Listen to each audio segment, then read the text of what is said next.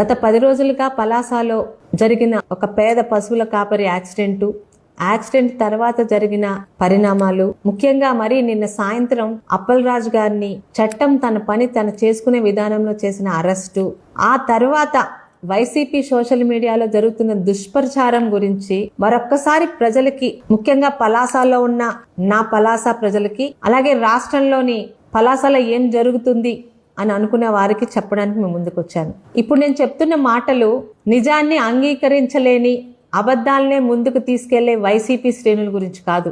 నిజం ఏంటి అని తెలుసుకోవాలనుకునే కూటమి ప్రభుత్వానికి ఓటేసి రాష్ట్రాన్ని కాపాడిన ప్రజల గురించి మాట్లాడుతున్నాను. అప్పలరాజు గారి కక్ష, అరెస్టు రాజకీయ కక్ష అని మాట్లాడుతున్న కొంతమంది మూర్ఖుల మాటలకి నిజం చెప్పాల్సిన బాధ్యత నా మీద ఉందని మేము ముందుకు వచ్చాను. అసలు రాజకీయ కక్షాపూరిత అరెస్టులు అంటే ఎలా ఉంటాలో కూడా ఒకసారి మీ అందరికీ జరిగినవి గుర్తు చేయాలండి. గత ప్రభుత్వంలో శస్త్రచికిత్స చేసుకుని ఇంట్లోని ముందు రోజే సర్జరీ చేసుకుని ఇంట్లో ఉన్న అచ్చెన్నాయుడు గారి మీద దొంగచాటుగా అర్ధరాత్రి గోడలు దూకి ఆయన ఏం నేరం చేశారో కూడా చెప్పకుండా, ఆయన మొదటిసారి మంత్రిగా ఉన్నప్పుడు ఆయన నిర్వహించిన కార్మిక శాఖలోని ఏవో అవకతవకలు జరిగాయని కనీసం సాధారణ ప్రజలకి గాని మాకు గాని ఇదిగో ఇది నేరం అని కనీసం చెప్పకుండా ఏదో తిమ్మిని బమ్మిని చేసే ఒక కాగితాలు చూపించి అర్ధరాత్రి ఇల్లు దూకి ఆయన తన బెడ్రూమ్ లో ఉంటే లాక్కొని తీసుకెళ్లారు చూడండి. దాన్ని రాజకీయ కక్షాపూరిత అరెస్టు అంటారు. ఇక కొల్లు రవీంద్ర గారు అలాంటి ఒక సున్నితమైన, చాలా మృదు స్వభావి అయిన ఆయనకి లేని ఒక మర్డర్ కేసుని అంటగట్టి, ఆ మర్డర్ ఎవరిదో జరిగిందో కూడా చెప్పలేదు, రాత్రికి రాత్రి ఆయన ఎక్కడికో ఊరు వెళ్తుంటే అరెస్ట్ చేసి జైల్లో పెట్టారు చూడండి. దాన్ని రాజకీయ ప్రేరేపిత కుట్ర అరెస్టు అంటారు. ఇక ధూళిపాల నరేంద్ర గారు సంఘం డైరీలో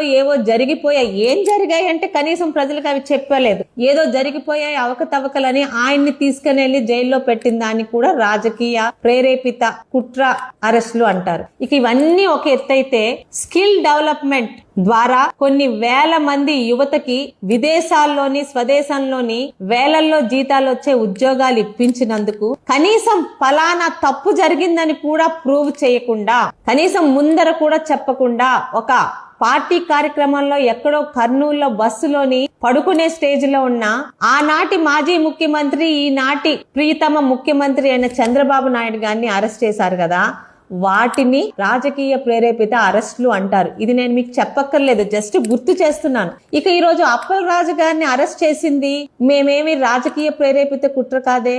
ఈ రోజు ప్రభుత్వం గాని పోలీసులు గాని అప్పలరాజు గారు చేసిన మత్స్య శాఖ లేకపోతే పశువుల శాఖలోని జరిగిన ఏవో అవకతవకలు జరిగాయి అందుకని అరెస్ట్ చేస్తున్నామని కాకమ్మ కథలు పెట్టి మేము అరెస్ట్ చేయలేదే.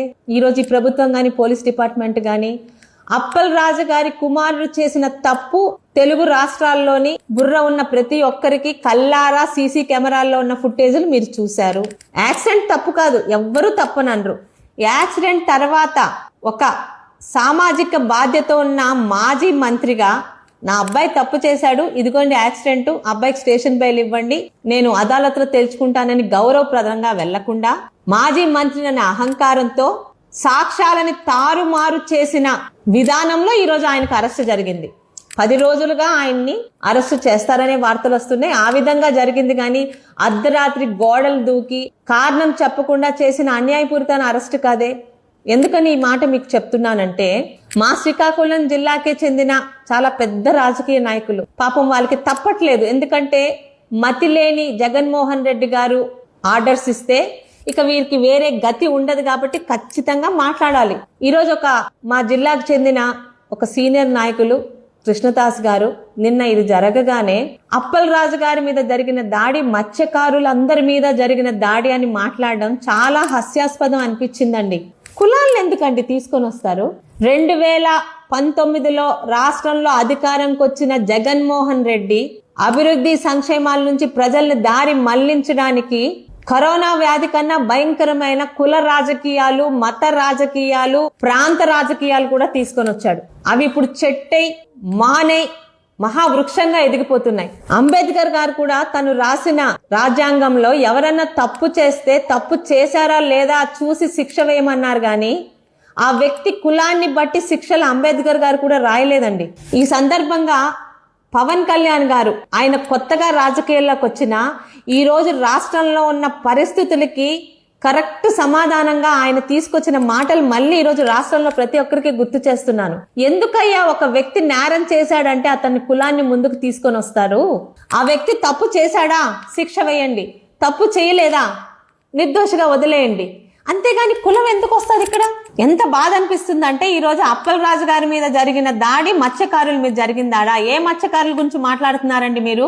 ఈయన మత్స్యకార శాఖ మంత్రిగా ఇదే పలాసలోని తన తోటి మత్స్యకారులు తన సొంత మండలానికి చెందిన భద్రపుకొత్తూరు మండలానికి చెందిన మంచినీళ్ళపేటలోని దాదాపు 300 మంది మత్స్యకారులకి వాళ్ళు తెలుగుదేశానికి ఓటేశారని ఒక నెపంతో వాళ్ళందరికీ కూడా మత్స్యకార భరోసా తీసిన మత్స్యకారుడు.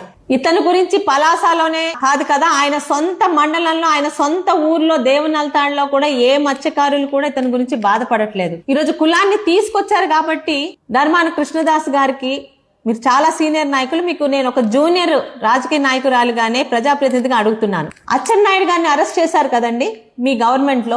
ఆయనది ఏ కులం? వెలమల కులం. మరి మీరు కూడా అదే కులానికి చెందిన పెద్దలు అనుకుంటాను. మరి ఆ రోజు మీరు ఎందుకు స్పందించలేదు?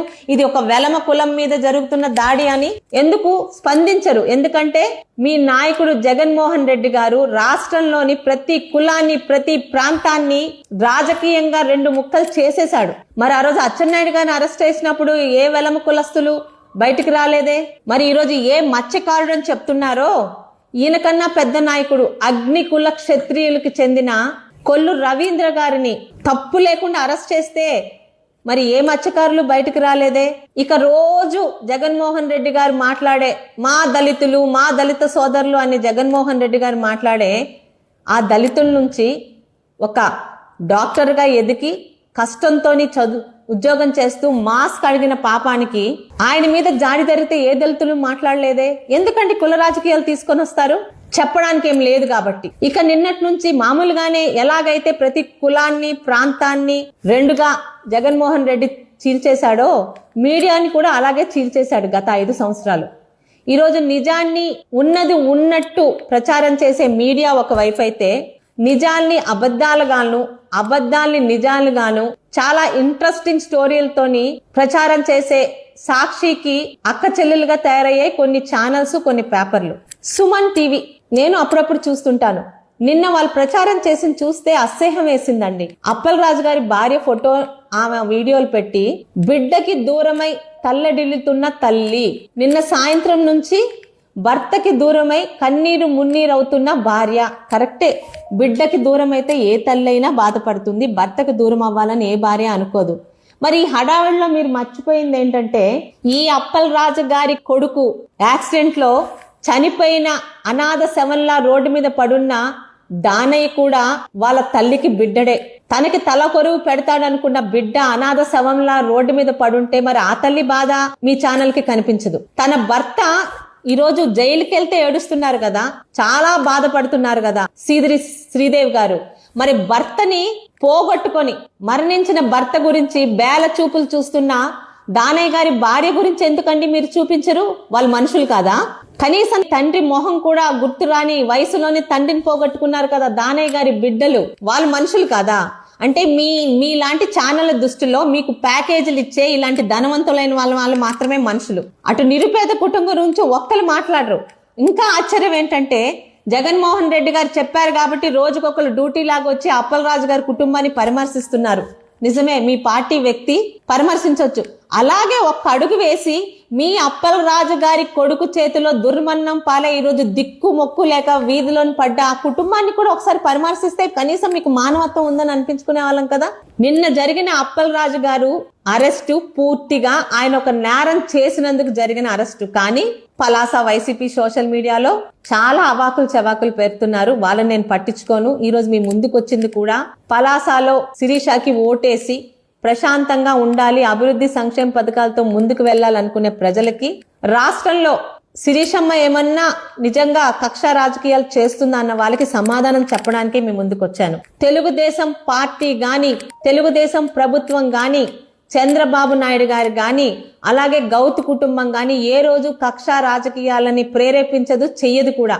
నిజంగా మేము చేయాలనుకుంటే ఈ 2 సంవత్సరాలు ఈ రోజుకి నోరు పారేసుకుంటున్న కొడాలి నాని, ఆ నగరి మాజీ ఎమ్మెల్యే రోజా గాని ఈ రోజు నోరు పారేసుకుంటే ఇప్పటికీ నోరు పారేసుకుంటున్న ఈ అప్పలరాజు గారు గాని 2 సంవత్సరాలు ఎంత ప్రశాంతంగా పలాసలో గాని రాష్ట్రంలో ఉండరండి. చేసుకున్న వాళ్ళకి చేసుకున్నంత అంటారు. తల్లిదండ్రులు చేసిన మంచి పిల్లల్ని కాపాడుతుంది, తల్లిదండ్రులు చేసిన పాపాలు పిల్లలకి చుట్టుకుంటాయంటారు. గత 5 సంవత్సరాలు ఆ పార్టీ అధికారంలో ఉన్నప్పుడు గౌతు శిరీషాని వీళ్ళు ఎన్ని రకాలుగా ఇబ్బంది పెట్టారో రాష్ట్రం మొత్తం తెలుసు. ఆ రోజు నన్ను కాపాడింది ఒక పక్క నా పార్టీ అధినేత చంద్రబాబు నాయుడు గారు అయితే, నా తాత నా తండ్రి నిజాయితీ వారి మంచితనం నన్ను కాపాడింది. ఈరోజు అప్పలరాజు గారి కొడుకు జైలుకు వెళ్ళడానికి కారణం వేరెవ్వరో కాదు, స్వయాన అప్పలరాజు గారే. మాజీ మంత్రిని అహంకారంతో సాక్ష్యాలను తారుమారు చేయాలనుకుని ఆయన చేసిన తొందరపాటు చర్య ఆయన కొడుకుని ఈరోజు జైల్లో ఉండేలా చేసింది.